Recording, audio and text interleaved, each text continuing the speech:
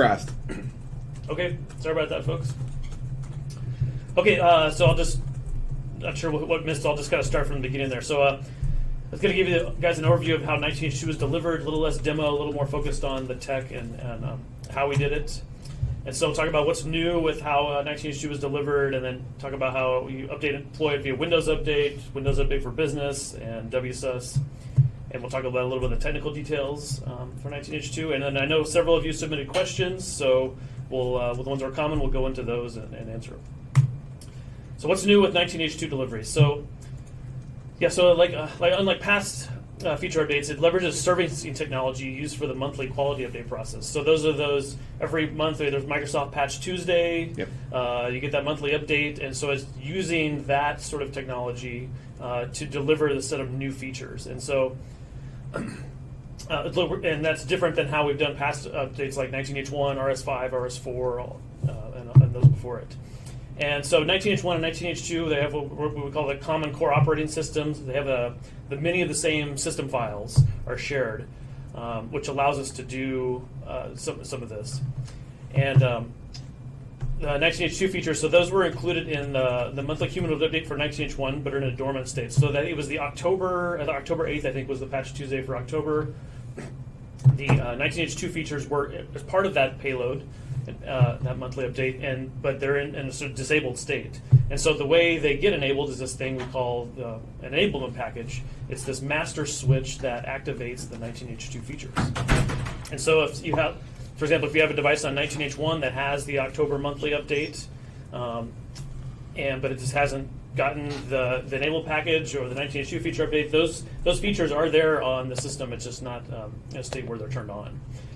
And then one of the benefits of if you're on a 19H1 device and you're going to 19H2, it's a relatively quick process to just flip those features on and you're on 19H2 versus past feature updates where you have a lot of offline time, a lot of system files that have to be changed, and depending on your system can be easily over 30, 40 minutes of offline time. All right, so just to kind of clarify on some of the benefits and how you get it from where you're starting from. So, for example, if you're an RS5 or earlier device, RS4, RS3, so you've got to get to 19H2, you have about a 3.5 gigabyte download. It could be less depending on your x64, x86, or your PC edition as well. But so that from that standpoint, there's not necessarily an update benefit of 19H2 as far as speed or quickness of getting to it. Mm-hmm. If you're on 19H1, this is where the benefits come in. That if you don't have the latest cumulative update, maybe you don't have October, November, then you'll have to get that to get that payload, and so that's about 330 megabytes. And if you are, hopefully everyone's devices are staying current and secure, so they have that latest cumulative update. And if you have that, it's only 180 kilobyte download to get to 19H2. Wait, say that again. I want to highlight this. How big was the download? 180 kilobytes. That's that enablement package thing that comes. Now, I mean, for updates that folks are usually, when they take a full feature update, right? They're used to getting a gig, 1.2 gigs, 1.42 gigs, right? And internally, because we take so many feature updates along the way during a development cycle, we're used to getting these gigantic downloads and these, the whole staging process takes a while, and it's just part of what we've learned to live with, right? As we test the builds internally. But I'm still so fascinated by the speed of the servicing side of things, because it just happens it happens like almost invisibly behind the scenes. It's like, oh, hey, you need to install this. You click it, you install it. It does its thing. It reboots. It comes back up. It counts its percentage and drops you right back to the desktop. And it's easily, and I'm probably exaggerating here, like overstating it, it's like 5 minutes. And in many times, it was definitely faster than that. We're talking like sub-minute. Like the number of in times we have internally when we got this finally working, we have a stop where you have we're recording a stopwatch and it's just a couple minutes. We were really excited about that. One thing that's worth noting, and I think Will mentioned this already, is that there's also the 180K package is just the thing that turns on the light switch. So the actual features are there both in the actual core binary has them already there. Mm-hmm. So in a way, you've already downloaded those. And that's slightly bigger, so you the net addition of having the dormant features, or when we introduced the fixed features where they could be either on or off, ended up adding not very much space, but that was included in the latest cumulative update. So that was less than 25 megs was the addition of the feature of was it making it ready so that the features could be turned on with this tiny little enablement package.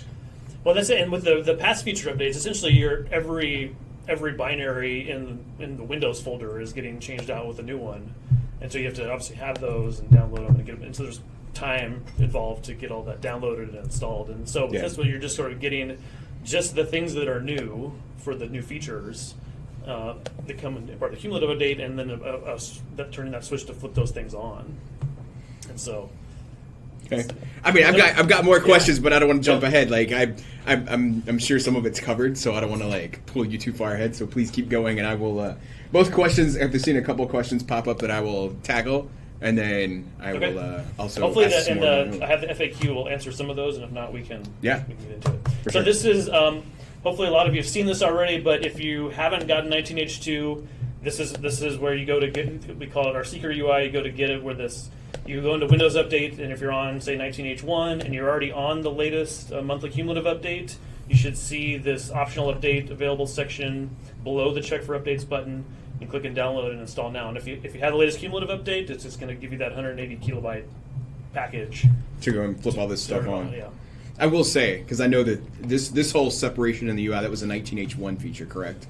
Yes. I will say the celebrations that were had by many folks when that actually rolled live, and people were like, wait a minute, I can go get updates without having to take the big thing right this second and immediately like popping down to my device. Like, it was like this revolutionary thing, and it's interesting to have heard the feedback where it's like, yeah, users want it, and then all of a sudden it delivered, and it's just like, I don't know how to express it properly. Like there was such a resounding like influx of like positive commentary that I don't know. It's great to see the work that's being done, and it's based off of the feedback that folks are submitting, like enterprises, retail users, insiders, like everybody's collectively put their voice into this, and like I love seeing teams like take it to heart and actually go in and implement changes to drive the the user experience overall. And y'all are obviously listening and doing some really good work. So I mean keep it up, right? Yeah, absolutely. Yeah, it was a really proud moment when we were able to announce that. It's also one of those interesting things when I talk. You look at this in the UI and it looks like this tiny little button, but the amount of work in the underlying stack to build this in a way that's really scalable. So, it looks really small, but and the impact for users is great. But it was also, as an engineer, it was a lot of fun for us to go and build this out. And there was a lot that went into it. So it's another puzzle to solve. You have to have a concept of like optional versus the security updates too. It's not like every update would come in this way. Yeah, absolutely. Yeah. Right. Yeah, the security updates, those are the ones that aren't necessarily, we don't typically have optional security updates. You really need these, you should take this. I like being able to see that you're up to date, but you have the choice of taking the newer optional ones. Yep. Yeah. And then I'm like, yes! I want all the, I love getting new stuff fast. And that does change over time. If, for example, if your device was about to be in a state where it's what we call end of service, where it's not going to get monthly security updates anymore, then that doesn't become optional, and then it tries to get you forward to the latest because you've gotten so far behind. Like here's a quote in chat that's kind of highlights a lot of what we're talking about. 19H2 patching is even faster than the iOS update series from last month. Great job, lads. I mean, that's a statement in and of itself, right? I don't think those words have ever been uttered before. It's really great to hear. I'm like over the last we've been working on this for 8-9 months. Yeah, or even the ideas were coming together even before then, and it's really exciting. Like when we talked when this was initially being pitched, like it was definitely this was a big part of like why do we want to do this? It was to give this really awesome user experience. So it's like really, I mean, like the whole way through this was all driven by the user experience, and it makes us really happy to hear the positive feedback. We always have more work to do, but. It actually shipped. So we did a couple times here in there. Are we going to make it across the line? I don't know if you included a mention of this in your deck, but because I think it was 1903 improvements, not 1909. But I love what you guys have done to the Windows Update history as well. Like it's instead of just being a crazy list of stuff, like it's actually separated into sensible sections. And I think in prod. all of the cumulative updates actually link to their change list that's associated with the cumulative update, which is so nice. Prod. Production. I know. Oh, It the doesn't do acronym it thing. for Got the it. insider builds. I wish it did. That's it. Yeah. We've been doing the update history is actually off. We talk about that page a lot. There's a lot of different perspectives on what it should look like internally. But yeah, I'm glad you like it. We still have more to do, but yeah, I'm glad you like it. Sweet. I'll keep going. So we may have a few folks on watching that are Windows Update for Business customers, so I'll touch on that. So similar, like we talked about before, if you're RS5 or before, there's not really a change for how you do things. You set your deferral policies on how long you would defer. Once those deferral policies have lapsed, then you'll get offered 19H2, but it won't be a faster experience. It'll be similar to before. You can the same set of deferral policies also work if you're on 19H1 as well. You'll just have the faster update to 19H2 if you're on 19H1. And then just to cover WSUS, if there's anyone on the joining us for that. So it's a little bit different. So if you're on RS5 or earlier, so you use all the existing options used to deploy. And then there's also media available, which a lot of WSUS customers use, so like ISOs, ESDs, to get their devices up to date. So that's the same. They can use the same process that they've used before for an update. If they're on 19H1, there's sort of two ways that they can get to 19H2. They can continue to use media if your business's processes have done that before and everything's set up around it. That doesn't make it any faster. It just is the same as before. But you have the option as well as just deploying that enablement package thing via WSUS to do the faster style update. One thing I had when we were the whole development process, one of our guiding philosophies around enterprise, which is one of our big areas of focus as well, was we wanted this to, from the surface for the controls that we expose to our customers, wherever possible, we wanted the controls to look the same, but under the covers, it's just going to happen to be faster. So if you're on old and Windows, the Windows Update for Business, there's no change in the way that you're managing your feature updates. It just so happens that if you're going from 19H1 to 19H2, it's going to magically under the covers just take advantage of this new tech. There's certainly places there's always more to do, and you're going to see like the. But yeah, that was like one of our guiding principles. Was we really wanted it to, to just make it look like any other feature update, but it just so happens to work the way that just go to use the new underlying servicing technology, making it so that you don't have to. We're not causing too many We're not breaking tools. We're not breaking processes. We're trying to let customers use all their existing, meet customers where they are and just make it faster. Yeah. And that's one of the challenges whenever we're doing new features, new works. We always have to think about both sides of that equation. What is it going to mean for our retail consumer customers, and what is it going to mean for our commercial customers, and how it's going to affect them, and try to have a solution that works for both and makes sense to both audiences. So one of the things that I've seen in the presentation, right, is kind of looking backwards where if you were on RS5 or older, if you were on 19H1, and then kind of a 19H1 plus, looking forward type view is kind of how it's broken out. So for some of these updates, and I guess this is more just for clarification for users, right? At least I think I know how it works, but hey, I'll let the experts speak to it. Because of the way 19H2 was created, because of the servicing nature of it, to take advantage of it actually being a servicing type update, you need to be on 19H1 to get this speed of updates, speed of deployment, things like that, right? Because if you're on RS5, or even because there are some enterprises that are on older than that, RS4, RS3, we wish they weren't, but the nature of business. Right. For them, if they decide to make this big jump, it's going to come across as almost like just a regular, larger feature update because they don't have some of the they don't have the base of 19H1 of which this applies on top of. Right, and I think that's a really important point. And I would also say, if customers want to stay in old supported versions, we absolutely support that. If I want them on the latest, I'm also very happy for that. I'm happy when they're happy. I'm just glad they're on 10. Right, that's right. Yeah, reminder to get off of Windows 7. Just You have what, January? 2 months? Yeah, there's not much If you're on time. Windows 7, you got 2 months. Just saying. Yeah, but it's actually a really interesting point in that. So for this H2 style update, it's not appropriate for not all features can necessarily use that technology. So when we were assessing, so there are definitely there are cases where it's where we can't use this technology. And so I know, we're gonna go through it again. Like we're still figuring out. We're seeing how H2 goes, and we're gonna be learning from this. But yeah, you're right. For customers who are coming from prior to 1903/19H1, where you're not already running the Common Core across these two versions, so it's not just a light switch. You are going to be going through the OS swap. You're still going to land on a version of Windows that has a light switch pre-installed. It's really funny how much work we had to go and make that happen. Yeah. I want to thank we had a lot of internal partners that helped make that possible. Make that possible. But that's I don't know anything else you want to add. Let's see. Yeah, I think. I think the feedback's positive. I think that there are some benefits of that. I mean, we wish we had a solution where because we could go from like RS5 or RS4 in a faster way. We haven't figured out how to do that yet, but I mean, I think that's definitely a longer term goal, right? If we could make it faster that way.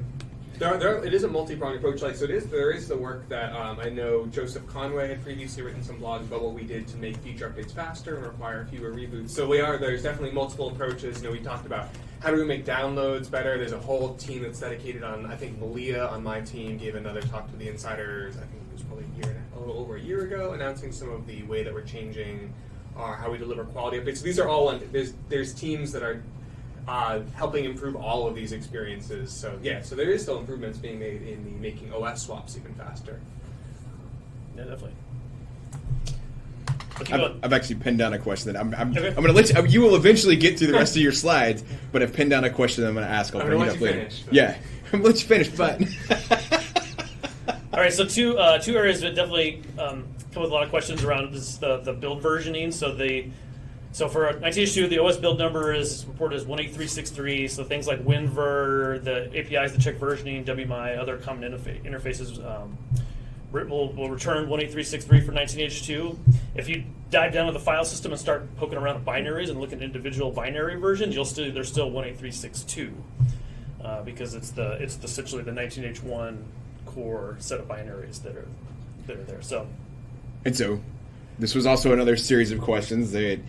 I'm reaching back, right? These weren't necessarily pre-submitted stuff, but this was stuff we gathered along the way, because part of the shift for users that take flights for a while and they exit at the end and whatnot is as they're getting these updates along the way.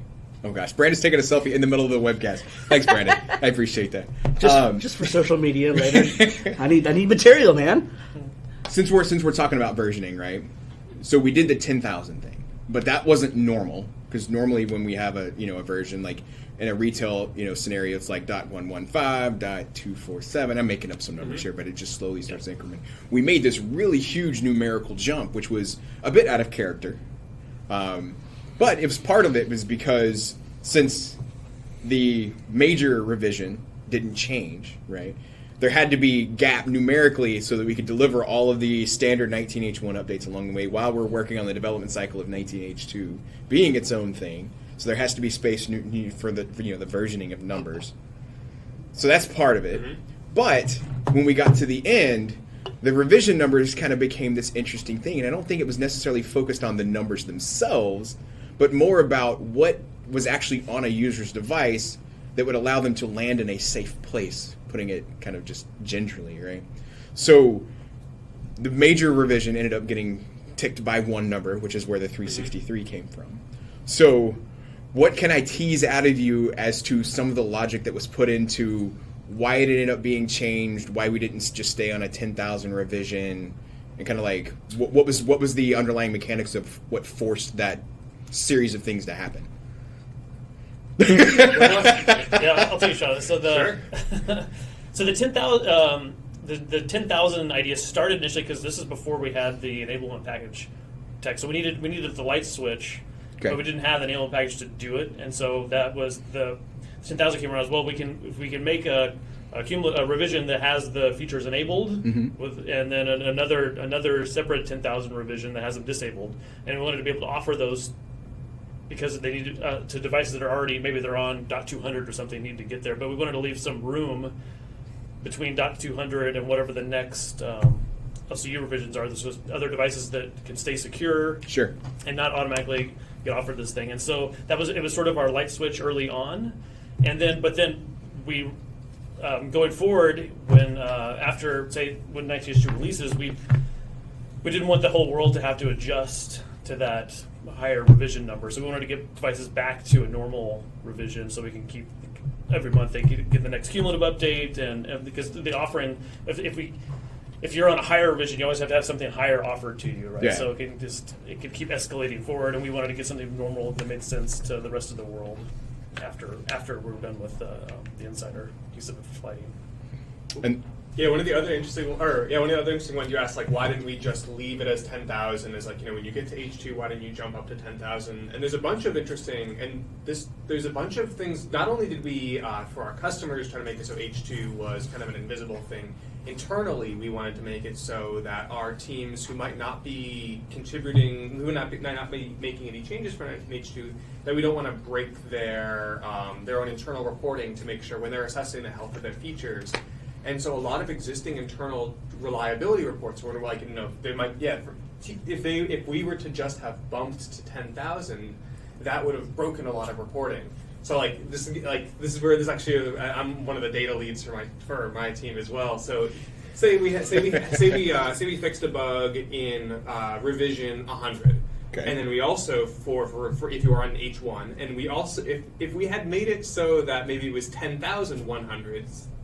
Now, if you're going to be writing like a query that says like, well, I want to go look among my devices that are supposed to have my fix, it's going to become a much more complicated query if you want to include I want to look at people above revision 100 but less than 10,000, but then I want to look at 10,100 and above. It just got to this really, it got to make it so that this would have been more work for internal teams, and where this basically, a lot of this was.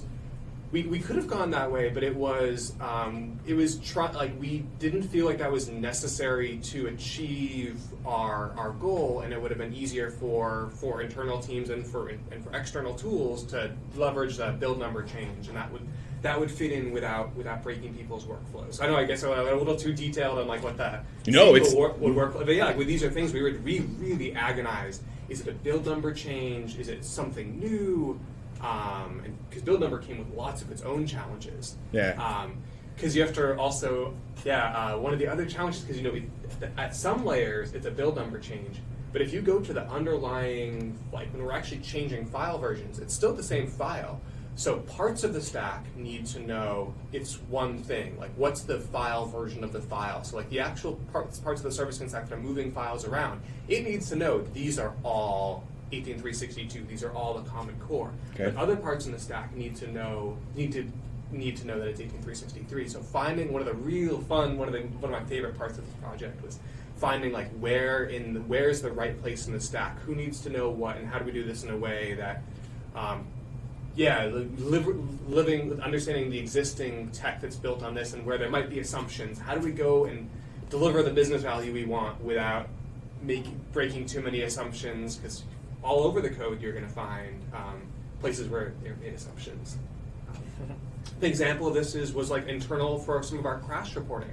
It turned out when they were saying what version of the system do we have a crash on, it turns out they were looking at the file version. So when we were internally one of the first things, we got this light switch working, and we said, all right, let's go fake a crash and let's go see what the data says. The data said, we were running a 19H2 machine, but the data said you're running H1. So we had to go fix that. We had to go fix a bug, and figuring out where was the right place to do all these layering decisions was like, as an engineer, it was a blast.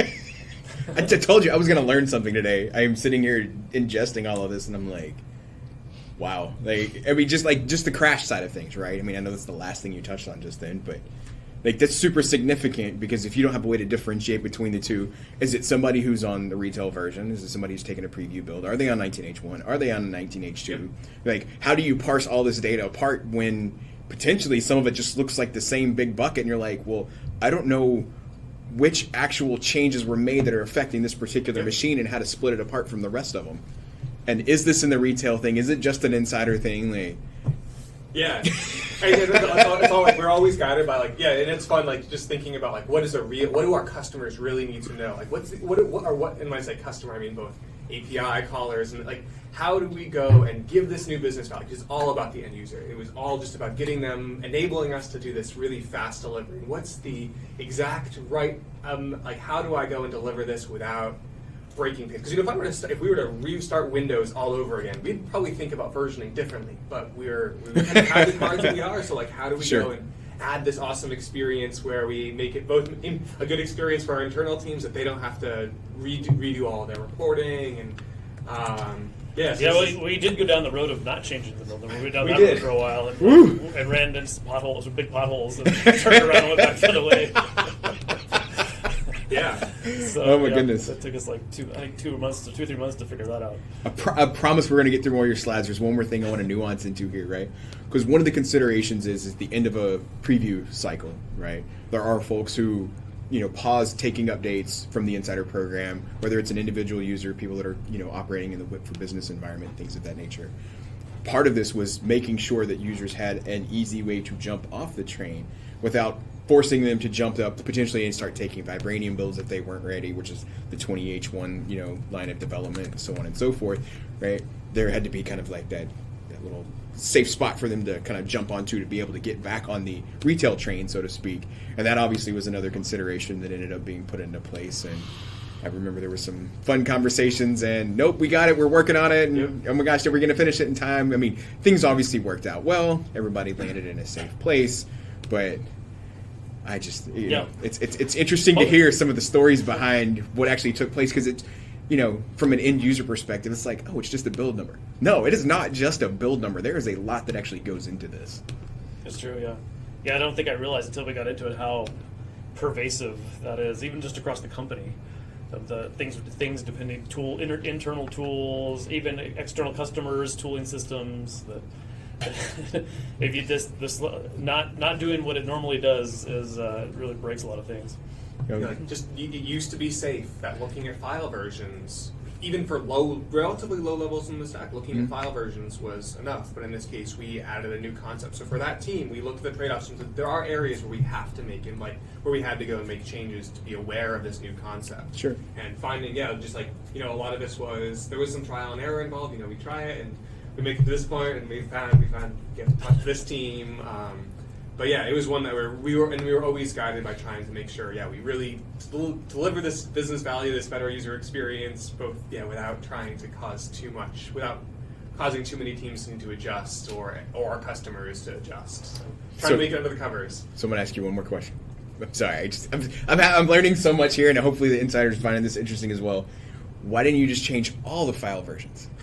Would that have impacted the update size and kind of like the mission that you had to try to keep this a simple servicing operation as opposed to a full feature update? Like, how do those two things intersect? The underlying, so that would have, if it's two different files, if it is, so like there is each, at the really low level, there is just one version for a given file. If you were to have if you wanted two different versions, that's going to probably imply two different files, which is going to cause the servicing stack now needs to know there are two different files. What do I need to do?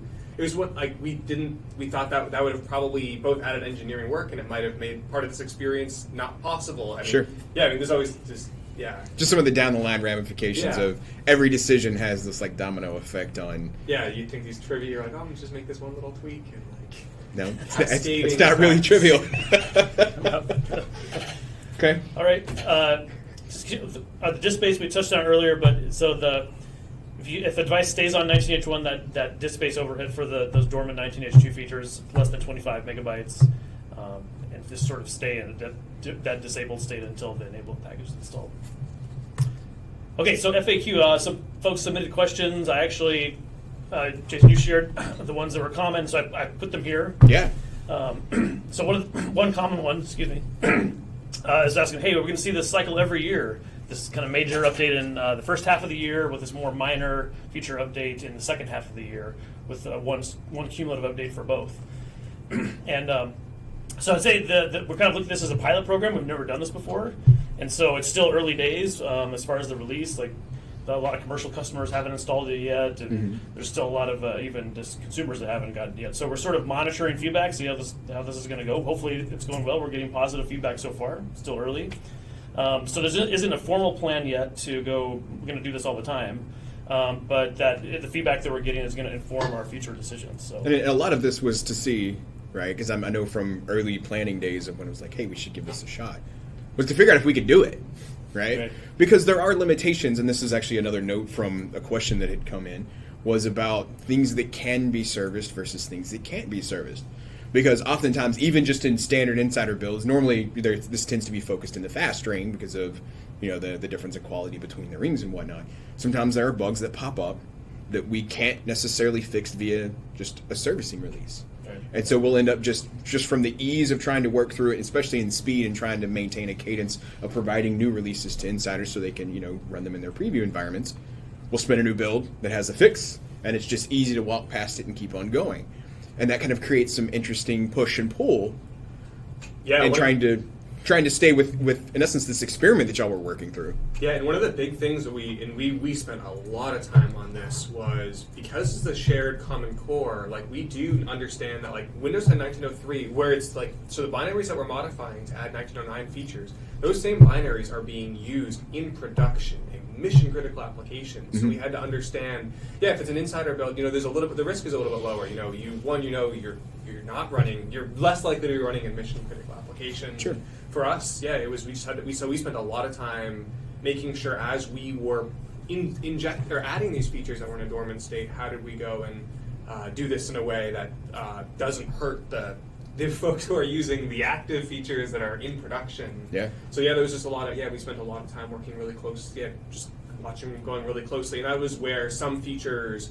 Where I think, when we're saying why can't we always use 19H2 model? There's a bunch of challenges in making that a reality, and also just like organization and just like getting the teams used to engineering their features in this way. And we don't want to bet the farm on all of this all at once. This is a major change for how when I say major change, if one of our internal teams wants to build an H2 feature, they have to do things a little bit differently. Keeping our internal teams focused on their own customer values was something we didn't want to distract from. I don't know. I hope I answered. No, absolutely. And I mean, at the risk of repeating some of what you just said, was like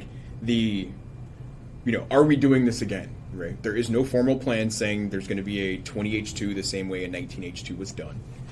We wanted to try this and see how it turned out. Right. Obviously, there was a ton of things learned along the way, the downstream impacts, the domino effects of how this all fits together. We're learning things as we continue processing through this. There's going to be continued monthly cumulative updates, both released for, depending on whether you're on 19H1, 19H2, or wherever you're at. That's still happening. None of that's changing. But as we continue to work through this with the insider preview builds, we'll see what happens. Yep. Okay. Sure. The second question here, this person, for several family users, they had the update before the update, unless they specified further. They thought that was it. The first update for most was the 1903 and a security update. Then came 1909. And so this is just one thing how there's the recommended updates versus the optional updates work. Mm-hmm. So if you have that, you're talking about in 19H1 there was the new banner that you could get below the check for updates button. And so if you still have some recommended updates like a monthly cumulative update or something like Adobe Flash or .NET update or security update, if you haven't already installed that, this way the system works, it'll try and install that first before it does the other one. So that's why sometimes you say I got this minute, but it'll get you a little more than that.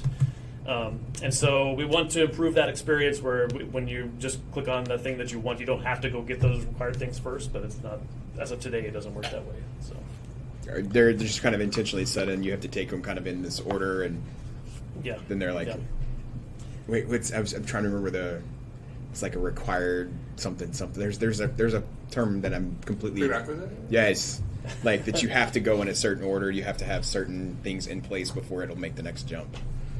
Yeah, we try to avoid those whenever we can, and so we made it. Too many terms stuck. Player insiders will not worry about it too much longer. This was, so I think that we maybe got into this a little bit. I want to know how the builds are released for 19H2 as its release is different compared to other releases of Windows 10. What was servicing like for 19H2 compared to 19H1? So I think we've got into this. I'm sure also answered we didn't talk about. So one of the challenges was trying to figure out that mechanism for enabling the features. That's familiar for both retail and commercial customers. And so that was the enablement package, sort of that tech that helped make that happen. Once we've kind of figured out, we had talked about a lot of different ideas like cloud controls, but something that worked for both. The challenge is to figure out something that, because there are often offline cases too, so we needed an offline solution. And Sure. one of the reasons that kind of drove us toward it's an enablement package concept as well. Anything else you want to add there? No, yeah, it was. Yeah, it was.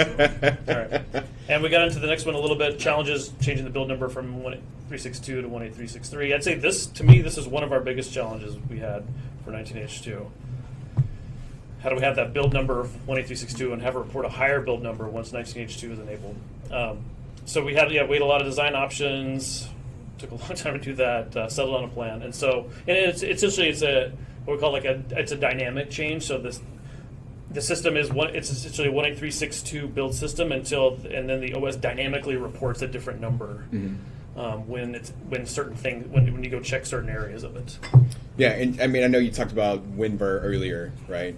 Because one of the interesting things, and it was actually mentioned in the chat a couple of times already, is it still shows 1903 on the WinVer screen. And so for preview builds for like FastRing or whatnot, it'll show the old set until we actually do the proper cutover once we've hit, RTM, then it gets revised in the way that it looks to end users and whatnot. And so one of the questions was, is 1903 going to switch to actually showing 1909, so on and so forth. Yeah, and it is that way Yeah, in retail. in retail it In is, retail yeah. it is. Yeah. And part of that is that version number that is not often finalized until shortly before we release anyway. Yeah. Is it going to be 1908? Is it going to be 1910? And so, so that's one reason why it's not there earlier. It's not. There's a marketing discussion that happens. Yeah, there's really no pressing need to force it to become something until we're like, hey, it's time to change it, right? It's not arbitrary, but it doesn't have the same time pressure as making sure features make it in, making sure service changes makes it in, things like that. It's just a string that we can. Yeah. Yep. Okay. But if you're on the final released version, it should be 1909 in there. All right, this one was, I think, an issue someone was hitting about networking issue. So they thought 19H2 build networking has gotten more unstable, even with wired cards. Is it due to change of Windows, which driver manufacturers need to fix, or is it due to a bug, which I should report? Go Ninja Cats. All right. Go Ninja Cats. So I was looking through the 19H2 feature list. I'm fairly there's nothing in 19H2 that seemed to be specific to networking at all. So my gut feeling is probably not a 19H2 specific thing. It seemed it could be more related to 19H1. And so I'm not a networking person. This is just my recommendation. Other people have more thoughts. Is usually for these kind of things, it's usually making sure the latest drivers are installed from the manufacturer, and then troubleshooters are really useful Yeah, for these kind of things too. Troubleshooters are really good. Yeah. Like I know some of them, like it really depends on what your issue is, but I've had good success with the networking troubleshooter. And I don't know if everyone knows it, but troubleshooters get updated quite often. Yeah. So Yeah. that there's always enhancements going into the troubleshooters to fix new emerging issues that are out there. So That was another one of the 1903 features is the new recommended troubleshooting option that was it Matthew did the work for? But like the design of the troubleshooter page changed, and theoretically there'll be a class of issues that we could automatically detect and recommend troubleshooting for if you needed them.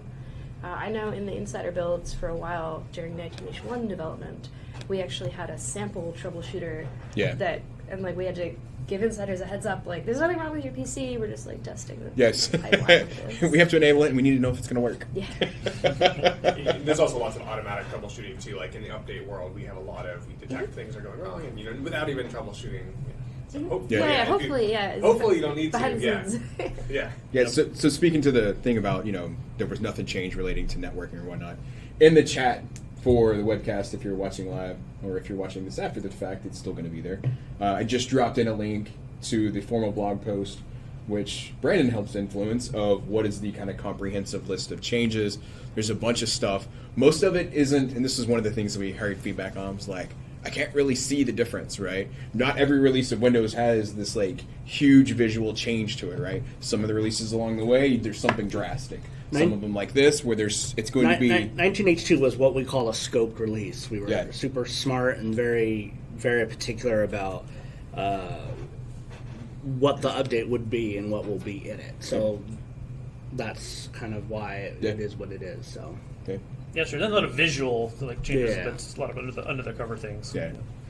And it's one of the things that's hard to explain is like we changed a bunch of stuff. You're just not going to see it in your actual like your visual and interactive experience, but there's good stuff happening behind the scenes that you don't get to go touch. Yeah. But one point I want to reinforce is, it's always user feedback matters a huge amount in deciding Yeah. what we do and when. So keep filing feedback. Google Feedback Hub, upvote things when you get. Send us your feedback. It's like, how do you think you got to split out updates? Just listen to the feedback. Yes, so. yes. Yep. And that's and like Alex said, thank you all for helping us, the Insider program, helping us make Windows great. Really appreciate it. It's a great program. Yeah. That's all the FAQ questions I had. If there's other questions, we can definitely get into it and answer those. We've also got that Twitter handle at Windows Update. So Yeah, it's been around for a little bit now, but it was I remember the day that I saw that pop up and I was like, hey now. Yeah. So for any of those insiders out there who are active on Twitter, or even if you just passively look at it, one of the handles that you can check out in addition to the @Windows Insider handle is @Windows Update, and you can send questions and comments and feedback. If you do have feedback, you can definitely share it there. Make sure and share the feedback link along with it, so we can actually get to the logs and whatnot that you've submitted for whatever concern that you may be having. All right. Super informative. Like I apologize for all the random questions that I asked you along the way, right? I feel like I'm an insider that actually is like an insider of an insider because I get to sit across the table and ask you all the random questions. But hopefully along the way some of those were helpful in sharing some of the details. This really is I know it was a bit of an experiment, but I don't think an experiment does justice to the amount of work that y'all did, right? Like, it may have been hey, let's try this and see how it's going to go, but I know there was a ton of, like, heart and soul poured into this, a ton of engineering work, and I don't know, like, that was one of the reasons that I wanted to have this conversation today, was because I wanted to make sure that y'all actually got the recognition for the amount of work that you did. Because like we just talked about, it may not be necessarily visually available to the users of what was done, but like between the questions and some of the, I don't really understand, like all of that, you put all that together, like taking a moment to actually stop and recognize what was done, it's paramount to making sure that you know that there's a lot of love for the work that y'all are doing. And we are not the only ones. There is a huge team. Yeah, like like CSD as a whole, right? Which is like not just us. And it's like it took a village. Yes, it took engineers, it takes planners, it takes marketers, it takes comms. Yeah. I feel really privileged to get to work on a product that's impactful and updated, and get to work with people like Will and. We can't. And then, of course, it's super exciting to have guys. insiders along for the ride. Like, get to see the things that we're actually changing and what we're working on along the way. And then have them help influence some of the decisions we're making. I mean, that's why this program exists, right? It's why we do webcasts, so we can come and talk about this stuff. And I don't know. It gives me the warm fuzzies. I don't know. I'm having a moment here. So, shifting for a moment to a bit of a different topic. And we'll come back. Surprise topic. I announced it when Jason has activated his trump card. Anyway, keep going. Sorry. Wait a minute. Not getting political, right? What? No, goodness You no. realize it's a word, right? Anime Let's talk a minute reference. about Ignite I 2019. forgot you don't watch anime. Totally fine. So a couple weeks ago, tons of Microsoft employees and nearly 30,000 folks from all around the globe of different businesses, some individual users, the entire scope of just technology in general descended upon Orlando, Florida here in the United States for the Ignite 2019 conference, which is one of the three big conferences Microsoft hosts every year. So there's Build, which is usually in May, which tends to be very developer focused. Then there is Inspire, which is in July. It tends to be in Las Vegas, at least for all the ones that I've attended. It's been in Las Vegas, which is very partner focused. And then Ignite, which is very like IT professional driven. But there's a whole lot of information for pretty much anybody who's going to attend, so you don't have to necessarily be just an IT pro to attend. You can be in any aspect of business, and there's good things to come from it. So I'm going to share a link real quick because part of what makes Ignite really special is the content that gets shared. There's 200 plus sessions. I don't even know the number. Joe probably has a better idea. 500 sessions? 500 to 600. Oh my goodness. Okay, so there was over 500 sessions shared from internal Microsoft presenters. There were ISVs that got up on stage and talked about the work that they're doing. There were customers who got up on stage and shared their stories for the Microsoft products that they use and how it's impacting their work. The Microsoft products they're using to make their life make their daily life better. How they're integrating it in their business process and flows. So real quick, one of the really cool things is that the vast majority of these get recorded, and they are made available for viewing after the fact. So the link that I just shared in there, which is aka.ms/Ignite 2019 ODS, which ODS is on-demand sessions. That was the abbreviation I chose, right? As good as any others, I guess.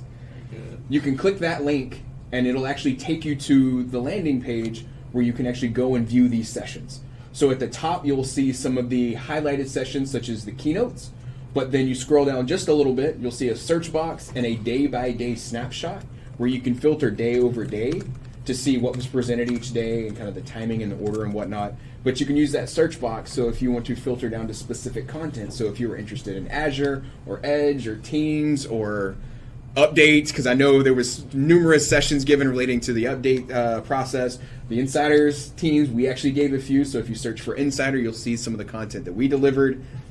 There is a lot to go through and review in there. So hopefully you can peruse through some of that, find something that's relevant for you, and learn a thing or two along the way. Like if I can give a plug, my teams from Update were there talking about how we can improve IT control. We made some cool announcements. We talked about Windows Update for Business with cloud extensions, giving you the right controls over content, helping make sure, we give the best experience for ITs and end users.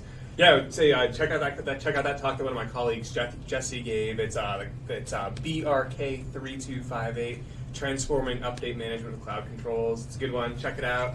A lot of work went into that. So awesome. And then, of course, one of the other things, and I'm going to give you a sneak preview. I don't normally sneak preview stuff that's happening in the podcast side of things. We just finished recording the December podcast yesterday, but if you want to get a little bit of a sneak preview, I feel bad at kind of pre-announcing it, but the Update Staging Lab, which was another core chunk of work that was done, so very relevant to those out there in the enterprise space. There was a session given where Raji, who's the engineering manager for that particular set of features, got up on stage along with Carlos and several others and talked about that. So, if that's something that relates to what you happen to do at work on a day-to-day basis, you can check that out as well. Just another thing that's coming from the update side there's a whole lot of goodness. Yeah, more. I got even more plugs. Just take a look and search for updates, search for deployment. I know Suma, one of our colleagues, gave another really great talk on make Windows Update experience smooth and seamless for your IT team. Yeah, there's a bunch of stuff I really encourage. Like a lot. Yeah, I mean, there is a lot more that goes into Update, and there's a lot more on the team. We're really there's a lot of people working on making it a better experience. So we're really excited about bringing some of these improvements to you. Check out all the talks about Update and everything else that was there. So I'm going to laundry list a few of them, right? Because what I actually did after Ignite was I looked at a lot of the tech blogs and publication that was done kind of after the fact to say what did the broad tech community kind of highlight as being some of the big things that came out of Ignite. Like what were people super interested in? So I highlighted a few of them. I'm going to kind of go through them real quick. I'm not going to get super deep into them, but I'm sharing them with you just to help drive awareness, and it gives you something to go look up in case you're interested. On the Edge side of the house, everybody was super excited because they released their new logo, and there was, leading up to Ignite, there was the whole kind of, scavenger hunt type thing of going through code and puzzles and whatnot. Mm-hmm. They made it a whole gamified session. It was super fun, but they also announced their formal release date for the new Chromium-based version of Edge, which is coming in January, so stay tuned for that. There is the new Cortana AI integration with Outlook. There was, been kind of a long-standing thing of, hey, what's Cortana doing next? What's the next big feature integration? That was announced. Office Mobile, so you can preview the new apps. There's Word, Excel, and PowerPoint directly available on the devices. So if that's something you're interested in, give that a look. One of the really cool things that Satya talked about in one of his keynotes was Silica, about putting data permanently stored on this little sheets of glass, and he had a couple of them on stage, and it was really cool to see. And if you want to see the actual Microsoft description of the project and a lot more details on it, I will paste this link in the chat right now. It is aka.ms/Silica, so that will end up in chat right now. There you go. So you can go read the entire write-up that's available on the Microsoft website for that. There was some interesting level of cheers when there was an announcement made for OneNote. On the desktop side of things, there's an extended support for that. It is falling much more in line with the Office desktop side of things. There is dark mode that was announced for that. And then I believe in March of next year, it will then be included as part of the default installation for Office. I think I got that right. If I got that wrong, I'm sure the Office team will come yell at me, but I believe Dark I've got... mode just for OneNote? Dark mode is coming for OneNote. I'm always amazed how much people love dark mode. I love dark mode. I mean, everything that I can switch to dark mode, it's switched to dark mode. I'm just going to say. For anybody out there who's using Teams out in your environment, Teams is going to, in the future, support private channels. There's going to be deeper Outlook integration coming with that. And also, for those of you who may be using Yammer and Teams are going to have some integration work that's being done. You'll be able to preview that coming soon. And then, of course, Azure, right? Azure is the story that Azure got lots of stage time. There is tons of sessions about Azure. If you're anywhere in the business world, or even some individual users at home love using Azure. Azure Arc was announced. The changes for the Power Virtual Agents. Then there's Azure Functions, and then there was a whole lot of excitement around Azure Cost Management.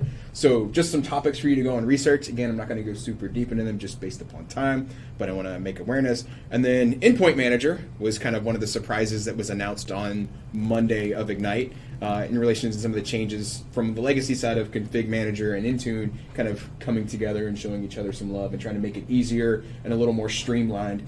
There's always a little bit of, oh my goodness, Microsoft's changing the name of something yet again, but this is actually does a better job of bringing these two things together, and it does a good job of describing what enterprises and IT pros are actually doing with these tools. So, I mean, I for one happen to like the name change. I hope it's a good thing. I hope it sets well with the community. But that was kind of the quick spiel that I wanted to run through, right? These are just some of the big highlights in that space. There's way more content that I could even begin to cover. I mean, we could do an entire webcast on everything that was done. But I won't, just from a time perspective.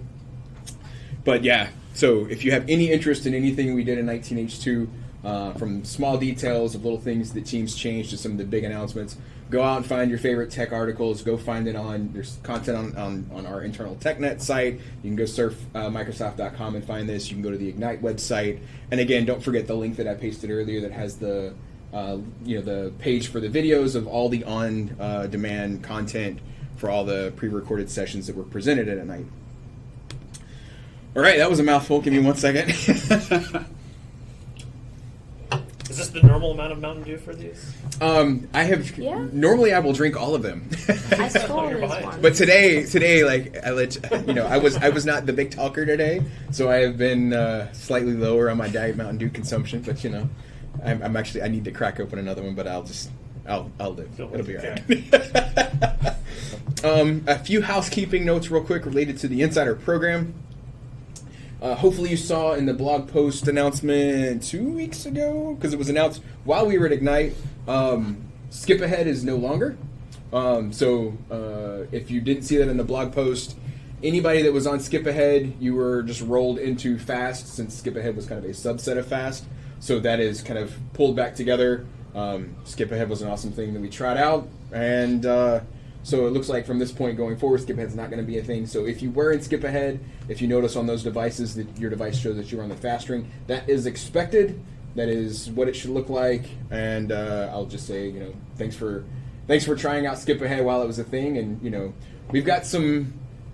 I won't get myself into trouble here, but we got some really cool stuff coming. We've got some announcements in the upcoming months. So after we get through kind of the holiday season and get 2020 kind of kicked off, there'll be some really cool things you should pay attention to. So we listen to feedback too. So I'll just say that. And then on a programming note related to the webcast, because of the timing between our newsletter announcements and then with this being kind of the start of we'll just call it the holiday season here in the U.S., we have Thanksgiving, some folks celebrate Hanukkah, we have Christmas forthcoming, and then there's New Year's, and it's just like back to back to back to back to back holidays. There will not be a December webcast. We will get back at it in 2020, so you get a break from us next month. I know I can cut back on my Mountain Dew consumption. Whew. Okay, that was a lot of mouthful round 2. So, anything else? What did I miss? Brandon? No, I think you covered it. Okay. I don't have any. I just felt like I'm just kind of just going and going. I feel like the Energizer Bunny right now. You're doing great. We talked about the Slow Ring getting their first 20H1 build. Yes, Slow Ring got their first 20H1 build. And their second.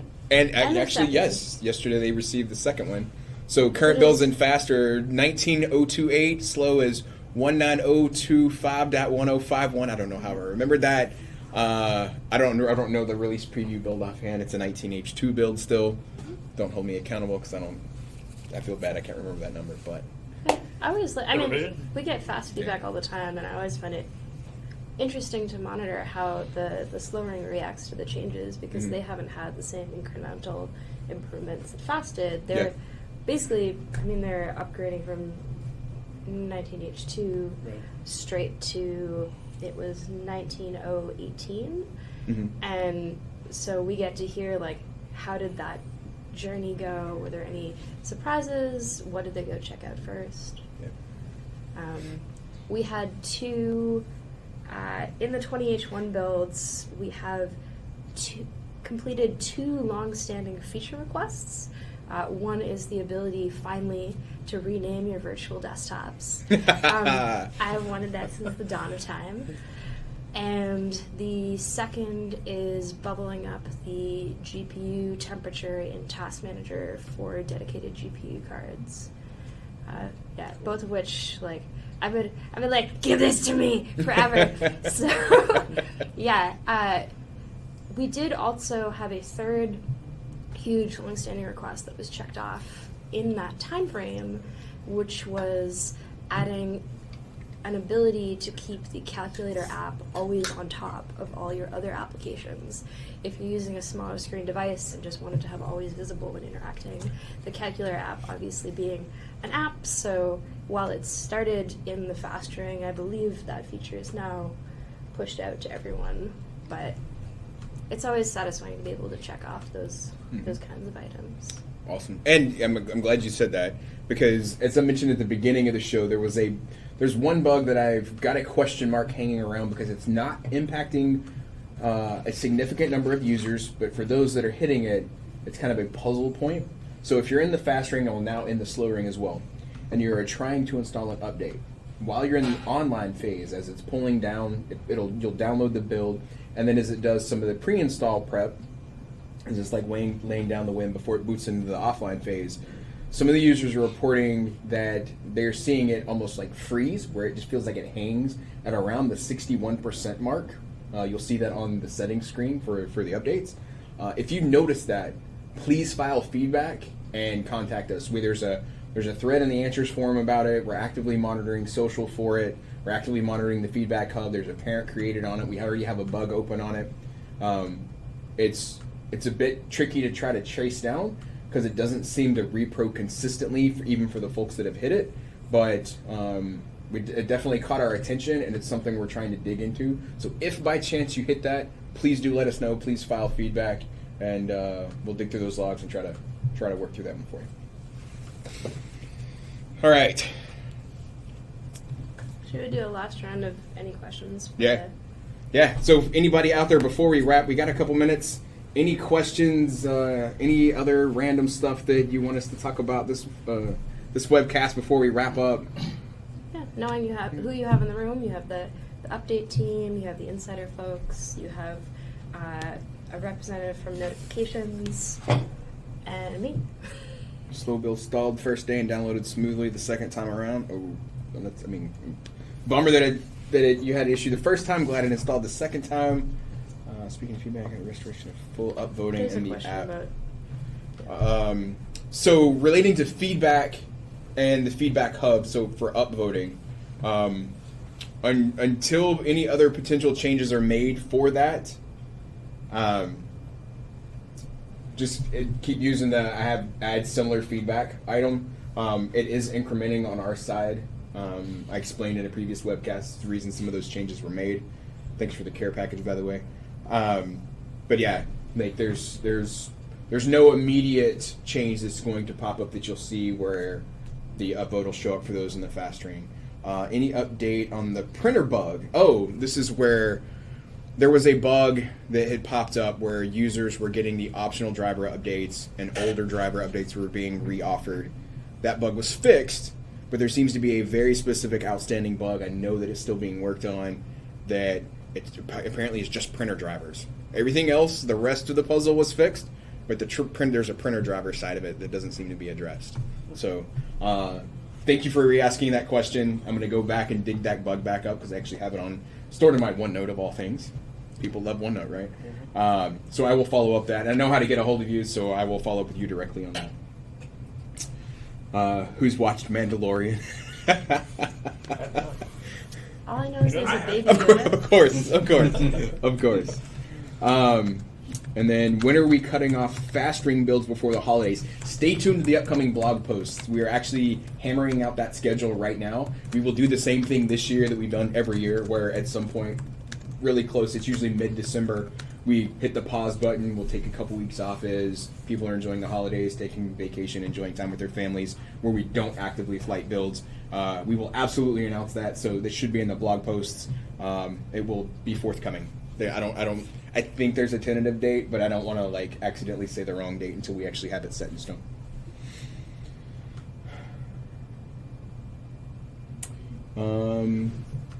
In case you are sticking with the new models, such as the H2, 19H1, 19H2 type things, can you keep up one product category in WSUS per year so we can define the products to only get these into the database we are using? I'm going to have to parse through that question. Maybe you have a better understanding of it. It's not something that's tracking for me. What I'm reading for that is 19H1, 19H2 are in the same category currently. I think it's saying if we do this thing in the future, keep doing that. That's my read of. Oh, give them separate categories, or to keep them in one category. I think it's saying okay. Stick with that model. Okay.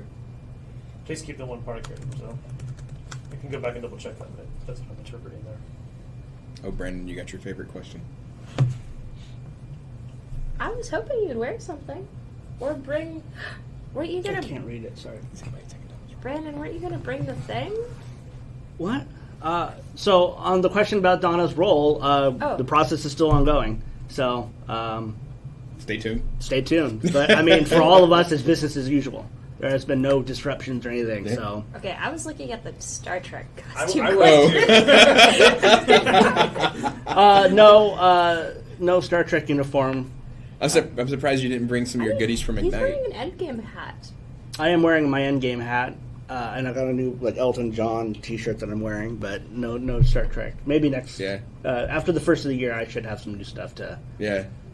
That's why I didn't say what it was. I'll just say some of your Ignite goodies. He got some special goodies at Ignite. I won't spoil the surprise, but let's just say Brandon likes his fandom. Yes, I do. All right. So it seems like we're wrapped up with questions.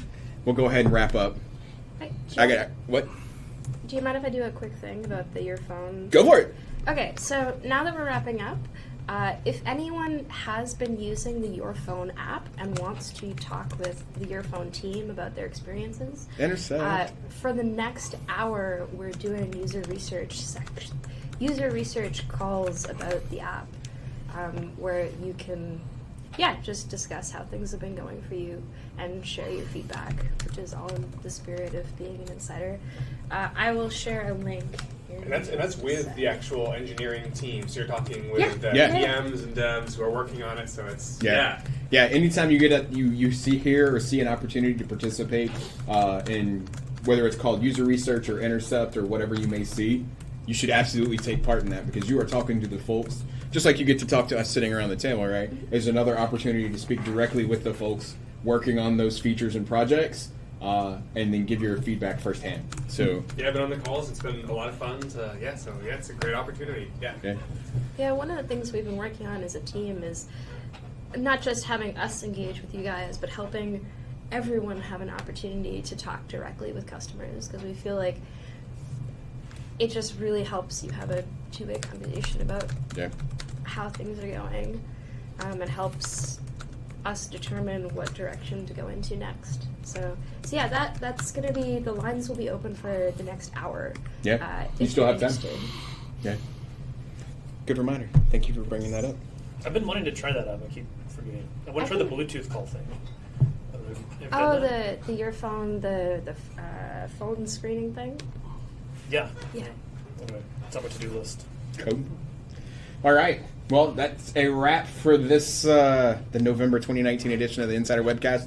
Like I said, we will take December off, pick back up early in 2020. So stay tuned. We will announce that in blog, the monthly newsletter, and social, all that fun jazz.